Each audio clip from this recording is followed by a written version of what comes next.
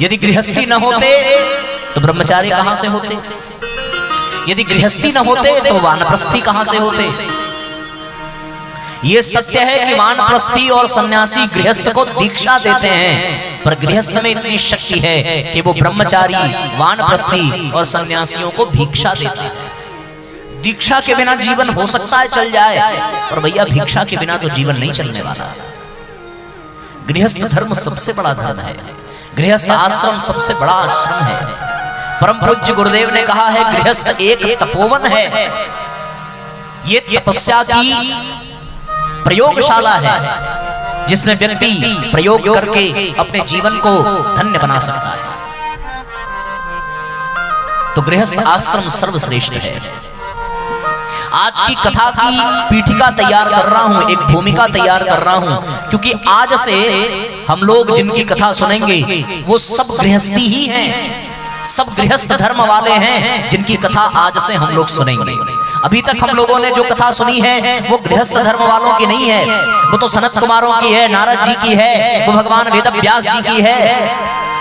इन्होंने गृहस्थ से ज्यादा अपने जीवन में वानप्रस्थ और संन्यास को महत्व दिया है। लेकिन अब हम लोग जो कथा सुनेंगे वो सब कथाएं गृहस्थ धर्म वालों की हैं, जो अपने आप में बहुत महत्वपूर्ण है। क्योंकि अभी तक ब्रह्मा जी ने सृष्टि निर्माण नहीं किया है, और जो चर्चा आज हम लोग करने वाले हैं वो विदुर जी ने मैत्री मुनि से, मैत्री महर्षि से पूछा है कि ब्रह्मा जी ने सृष्टि का निर्माण कैसे किया, और उन्होंने 10 प्रकार की सृष्टि की रचना की है। मानसी सृष्टि की रचना की, उससे भी उनको आनंद नहीं आया, उन्हें लगा कि अभी भी कुछ शेष है, और करते करते करते करते उन्होंने अंत में मैथुनी सृष्टि की रचना की है। और फिर ब्रह्मा जी के एक तरफ से महाराज मनु का प्राकट्य होता है और दूसरी तरफ से महारानी शतरूपा का। शतरूपा और महाराज मनु दोनों मिलकर के गृहस्थ आश्रम का आधार शिला रखते हैं, और यहीं से गृहस्थ आश्रम की शुरुआत होती है। जो इस ब्रह्मांड के आदि पुरुष हैं, जो इस ब्रह्मांड के हमारे आदि पूर्वज हैं, वो महाराज मनु हैं। वहीं से इस सृष्टि पर गृहस्थ जीवन का शुभारंभ हुआ है, वहीं से इस सृष्टि पर मैथुनी सृष्टि का शुभारंभ हुआ है, जिसके नाते हम सब इस दुनिया में विद्यमान हैं।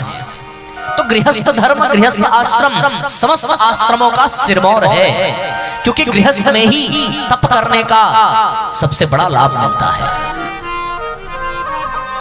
जितनी तपस्या एक मां अपने पुत्र के लिए करती है, उतना तप शायद ही कोई योगी यति सिद्ध संत करता होगा। ये कितना बड़ा कष्ट है कि वो लड़की जो अपने घर में, अपने मायके में, अपने आंगन में खेलती है, कूदती है, मुस्कुराती है, दौड़ दौड़ करके काम करती है, आनंद लेती है, आगे चल करके वही किसी की पत्नी बनती है, और अपार कष्ट, मृत्यु तुल्य कष्ट सहना है, ये जानते हुए भी वो पुत्र को अपने गर्भ में धारण करती है। इससे बड़ी तपस्या दुनिया में कोई योगी कर नहीं सकता। उस पुत्र को जन्म देने के बाद भी उस मां का कष्ट समाप्त हो जाए, ऐसी बात नहीं है। आप तो सब माताएं हैं, आपने अपने जीवन में अनुभव किया होगा कि वो माताएं अपने पुत्र के ही अनुसार जगती हैं, उन्हीं के अनुसार सोती हैं, उन्हीं के अनुसार हंसती हैं, उन्हीं के अनुसार रोती हैं, उन्हीं के अनुसार खाती हैं, उन्हीं के अनुसार पीती हैं। उनका पूरा जीवन अपने गर्भ के अनुसार चलता है।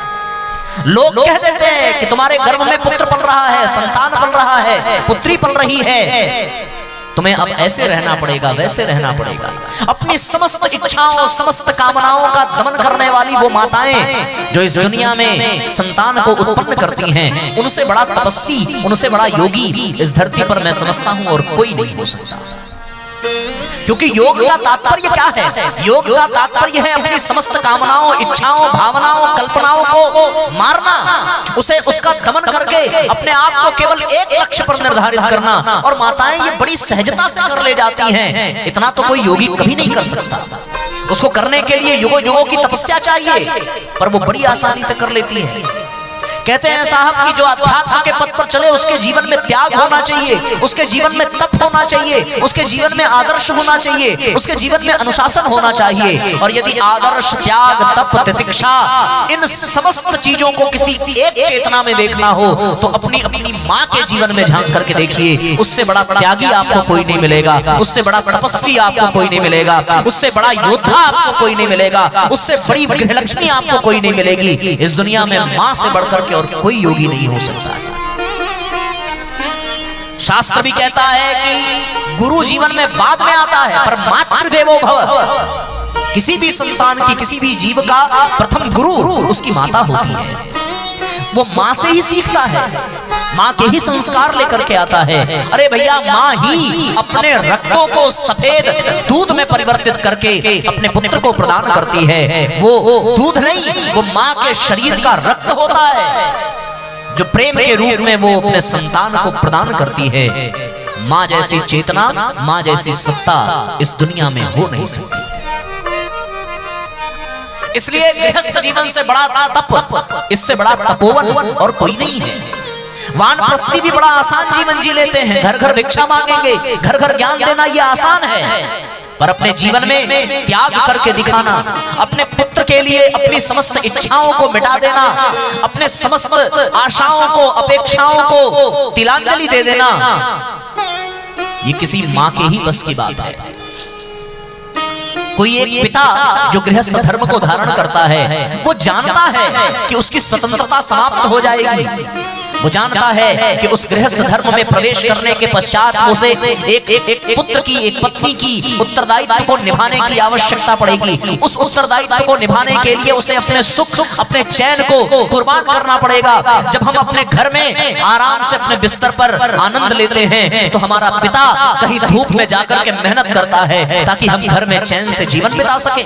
जब हम अपने घर में बैठ करके अनेकों प्रकार के व्यंजन, अनेकों प्रकार की नाश्ता, अनेकों प्रकार के भोजन ग्रहण करते हैं तो कोई हमारा पिता इस दुनिया में किसी कोने में जाकर के बोझा ढो करके वो पैसे कमाता है ताकि हमारी पत्नी, हमारे बच्चे खुशहाल रह सकें, उनके जीवन में कोई कष्ट ना हो, उनके जीवन में कोई अभाव ना हो, उनके जीवन में कोई दरिद्रता ना हो। इससे बड़ा त्याग और क्या हो सकता है? किसी पिता के हृदय में झांक करके देखिए, वो पिता किसके लिए कर रहा है।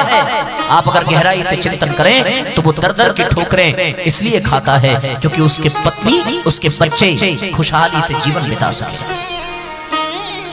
जो त्याग माँ बाप के जीवन में होता है वो त्याग कोई योगी कहां कर सकता है? आप कल्पना करके देखिए। अरे भैया, महाराज भृगु ऋषि ने एक बार निर्णय लिया कि तीनों देवताओं में सर्वश्रेष्ठ कौन है, इसका परीक्षण करना है। उन्होंने ब्रह्मा जी पर प्रहार किया, उनको भी क्रोध आ गया। विष्णु जी पर प्रहार किया, उनको भी क्रोध आ गया। शिव जी पर किया, उनको भी क्रोध आ गया। विष्णु जी को किया, क्रोध नहीं आया, इसलिए विष्णु समस्त देवताओं में श्रेष्ठ माने गए हैं। आप कल्पना करके देखिए, माताओं के जीवन में और पिता के जीवन में झांक करके देखिए, आपके द्वारा ऐसे अनेकों कृत्य हो जाते हैं जो माँ बाप सब कुछ जानते हुए भी अपने क्रोध को यूं पी जाते हैं जैसे भगवान शिव ने विष का पान किया हो। उससे बड़ा तपस्वी और कौन हो सकता है?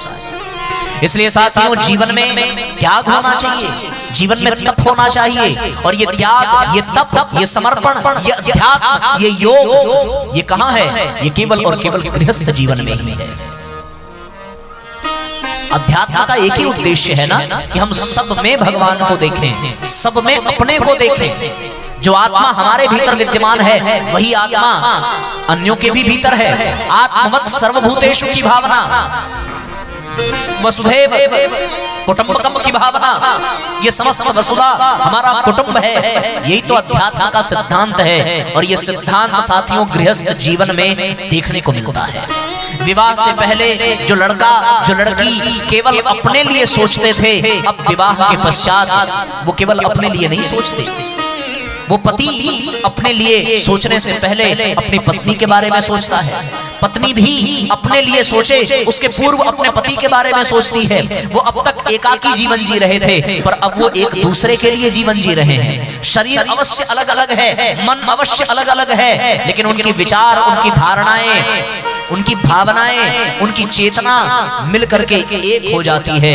ये एक और एक मिलकर के 11 होने की उक्ति ही अध्यात्म का प्रमाण है। ये केवल गृहस्थी ही कर सकता है। और फिर जो कल एक के लिए जी रहा था आज 2 के लिए जीता है। कल को बच्चे हो जाते हैं तो फिर अब वो अपने पहले सोचे और अपनी पत्नी के बारे में पहले सोचे, उससे भी पहले वो अपने बच्चों के बारे में सोचता है। देखो उसका दायरा बढ़ रहा है। अभी तक अकेला था, विवाह के बाद 1 से 2 हुए और 2 के पश्चात फिर 4 हुए और विवाह के पश्चात केवल पत्नी ही नहीं मिलती, एक और परिवार मिलता है, एक और माँ बाप मिलते हैं, एक और खानदान मिलता है, एक और कुल और गोत्र मिलता है, नए नए रिश्तेदार बनते हैं। जो अब तक अकेला जीवन जी रहा था अब वो सबके बारे में सोचता है और उनके जीवन की चेतना, उनके भीतर का आत्मभाव इतना विकसित हो जाता है, इतना विकसित हो जाता है कि मनुष्य मात्र नहीं, मनुष्येतर प्राणियों के विषय में भी वो सोचते हैं। उनके घर के आंगन में लगा हुआ तुलसी का पौधा भी उनके परिवार का अंग होता है। वो गृहलक्ष्मी, वो गृहिणी बिना तुलसी को जल दिए घर में भोजन ग्रहण नहीं करती। वो अगर भोजन बना भी दे तो पहला निवाला वो गाय के लिए निकालती है, अंतिम निवाला वो कुत्ते को देती है, उसके बाद वो अपने ग्रहण करती है। तो आप कल्पना करके देखिए, इससे बड़ा त्याग किसी और आश्रम में, किसी और धर्म में कहां आ सकता है। जो अपने भोजन करे और अपने करने से पहले दूसरे के लिए सोचे, ये केवल गृहस्थियों में ही देखने को मिलता है और कहीं देखने को नहीं मिलता। इसलिए भैया गृहस्थ धर्म से बड़ा कोई धर्म नहीं है। गृहस्थ में त्याग हो तो गृहस्थ धन्य बन जाता है। गृहस्थ में समर्पण हो तो गृहस्थ धर्म धन्य बन जाता है। हम सभी यहाँ गृहस्थी हैं, हम सब विवाहित हैं, हम सब किसी न किसी गृहस्थ के अंग से जुड़े हुए हैं। किसी के पुत्र हैं, किसी की पुत्री हैं, किसी की पत्नी है, किसी के पति हैं, किसी के माँ बाप हैं। यहाँ कोई ऐसा नहीं है जिसने गृहस्थ धर्म को स्वीकार न किया हो। तो एक बात गांठ बांध लेना, जो महानता गृहस्थ धर्म में है वो कहीं नहीं है। ब्रह्मचर्य आश्रम में हमें जो कुछ भी गुरुकुल में सिखाया जाता है उन सब चीजों को परीक्षा देने का अवसर गृहस्थ में मिलता है। कोई सन्यासी जंगल में चला जाए और जंगल में जाकर के वो वृक्षों के बीच में रहे तो भला वो क्रोध किस पे करेगा। और अब वो कहे कि भैया हमने क्रोध पर विजय प्राप्त कर ली तो क्या फायदा। अरे क्रोध पर विजय प्राप्त करना तो वो होगा जब आप घर में करोगे। आपने अपना बढ़िया वाला टीवी सीरियल लगाया, इतने में बच्चे ने आकर के चैनल चेंज कर दिया, बोला नहीं नहीं हम क्रिकेट देखेंगे। अब इस समय क्रोध रोक करके दिखाओ तब बात बनेगी। पति से मांगा 200 रुपए, पति ने दिया 50 रुपए, अब क्रोध रोक करके दिखाओ तब लगेगा कि हाँ भैया तुमने क्रोध पर विजय प्राप्त कर ली। यदि आपने अपनी ननद, अपनी देवरानी, अपनी जेठानियों को देख करके उनके जैसी साड़ी, उनके जैसे आभूषण पहनने के लोभ से मुक्ति पा ली तो इससे बड़ा तप और क्या होगा। अब जंगल में तो ये सब मिलेगा ही नहीं तो लोभ करोगे कहां से। वहां तो कोई लोभ दिलाने वाला नहीं है, वहां तो कोई क्रोध दिलाने वाला नहीं है।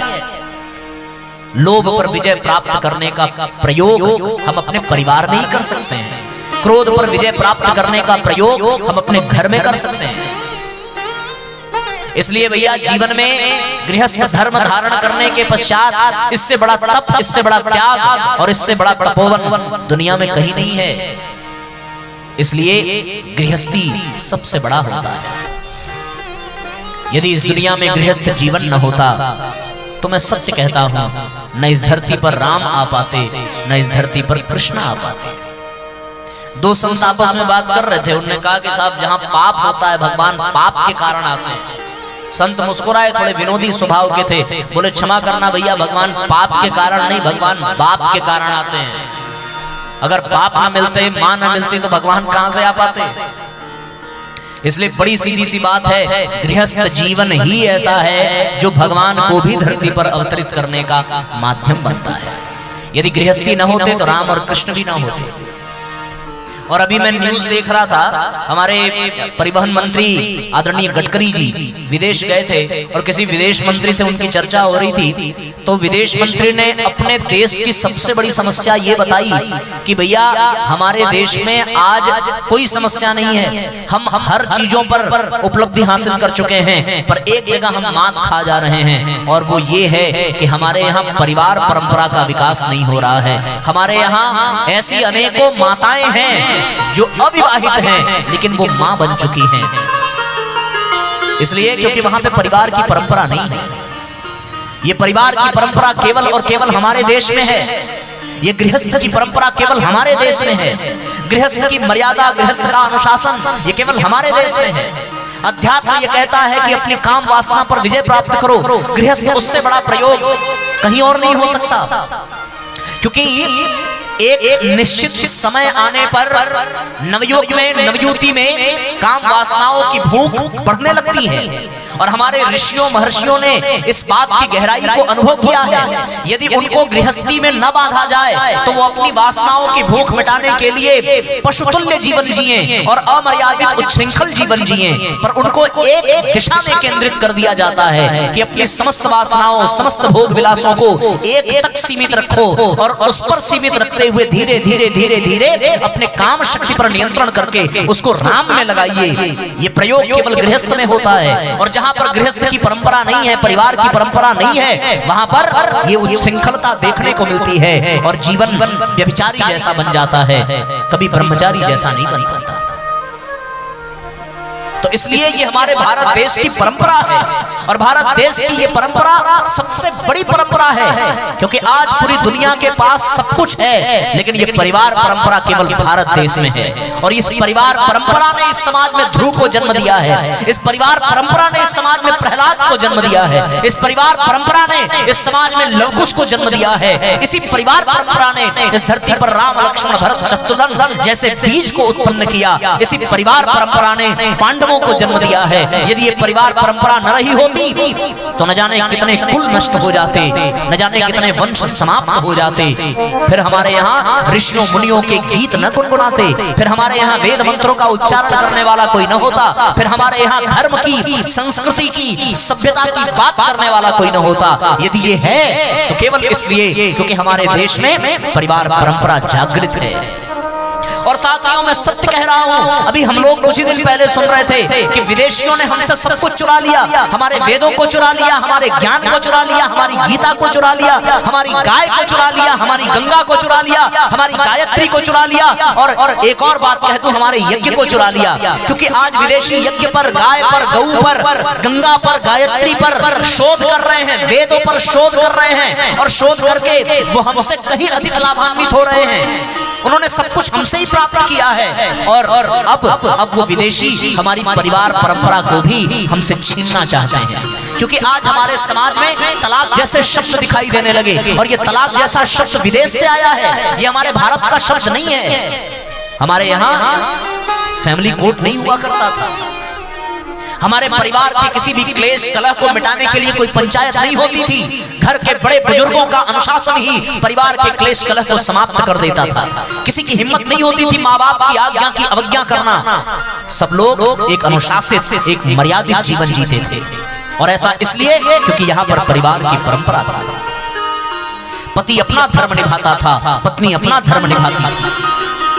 पत्नी वो है जो पति को पतन के रास्ते पर जाने से रोके, वो पत्नी का कर्तव्य है। पति वो है जो अपनी पत्नी पर अति ना कर दे, यदि वो अति करता है तो फिर वो पति नहीं है, वो पतित है। इसलिए जीवन में हमें इन धर्मों को निभाना चाहिए। और कितनी सुंदर बात है, ये वाइफ शब्द ना विदेशी ने दिया, ये बीबी शब्द विदेशियों ने दिया। हमारे सनातन धर्म में पत्नी को धर्म पत्नी कहा जाता है, हमारे सनातन धर्म में श्रीमती कहा जाता है। श्री का तात्पर्य लक्ष्मी, मती का तात्पर्य सरस्वती, अर्थात जो बुद्धि, विद्या, वैभव से परिपूर्ण हो वो श्रीमती है। लेकिन आज हम लोगों ने पत्नी को वाइफ बना दिया, पत्नी को बीबी बना दिया। जहां बीबी शब्द आता है तलाक वहीं आता है, जहां वाइफ शब्द आता है डिवोर्स वहीं आता है। पर धर्मपत्नी कहने पर न कहीं तलाक की आवश्यकता पड़ती है, न कहीं पर डिवोर्स की आवश्यकता पड़ती है। इसलिए भैया जीवन में ये होना चाहिए। और जब ये तलाक की चीजें आ गई ना हमारे समाज में, तो फिर नए नए कानून बनने लगे। परिवार कानून से नहीं चलता, परिवार शासन से नहीं चलता, परिवार अनुशासन से चलता है। परिवार में प्रेम होना चाहिए, परिवार में धर्म होना चाहिए, परिवार में मर्यादा होनी चाहिए, परिवार में संस्कार होना चाहिए, तब जाकर के ये श्रेष्ठता निकल करके आती है। इसलिए इस परिवार परंपरा को विकसित करने की आवश्यकता है। और ये परिवार परंपरा कैसे विकसित होगी, कौन से सूत्र होंगे, ये सारे सूत्र हमें इन कथाओं में प्राप्त हो रहे हैं, जिसे सुनने के लिए हम बैठे हैं। इसलिए अपने जीवन में परिवार को महत्व दीजिए, परिवार को बिखरने मत दीजिए। परिवार है तो हम हैं, और परिवार नहीं है तो हम नहीं हैं। प्रेम, त्याग और समर्पण की आधारशिला पर जब परिवार चलता है तो वो परिवार धरती का स्वर्ग बन जाता है। और जहां स्वार्थ है, जहां लोभ है, जहां मोह है, जहां बनावटीपन है, वहां परिवार बिखर जाता है।